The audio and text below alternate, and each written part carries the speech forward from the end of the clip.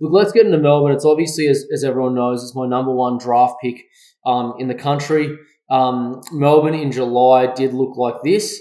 So pretty much everything was sitting around the 6 o'clock mark or so. Obviously, some such as the inner west, inner city, inner east, southeast had already, in my opinion, broken that 6 o'clock mark. And obviously the inner north and Bayside very close to it.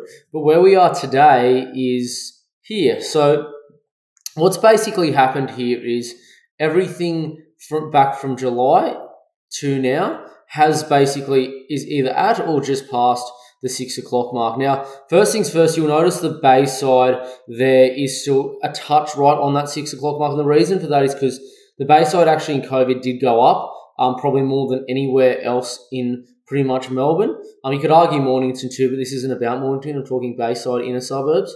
So that's the thing about the Bayside. It is still probably not as far along. The inner west and inner city, I'll tell you right now, some parts of them are rocketing along. They are starting to sell quite a lot. Not only a lot, but it's also the prices that they're tending to get. I mean, I had a client in a Yarraville who picked one up a few months ago for literally $990,000 near the village. Really good. They got $750 a week for it as well. Really good home in that. I mean, if that was to go to market today, one just down the road sold for 1.27 to give you an idea. So the market's already moving, definitely in that sense in Melbourne. And that's only really going to continue to be straight with everyone. If we look at the inner east / southeast, eastern suburbs and inner north, they're all in a fairly similar location. They all past the 6 o'clock mark now as well.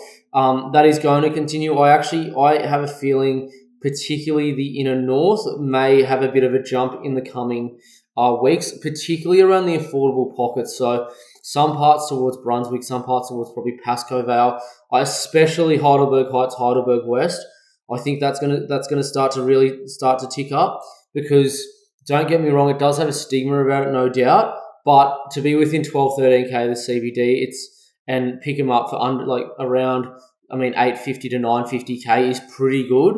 Especially if you're in one of the better pockets near Ivanhoe there. If you're in any of those that are within a couple hundred meters to Ivanhoe, you're probably going to do pretty well near the hospitals because that area as well has a lot of government backing going into it. So that's probably another thing to go on.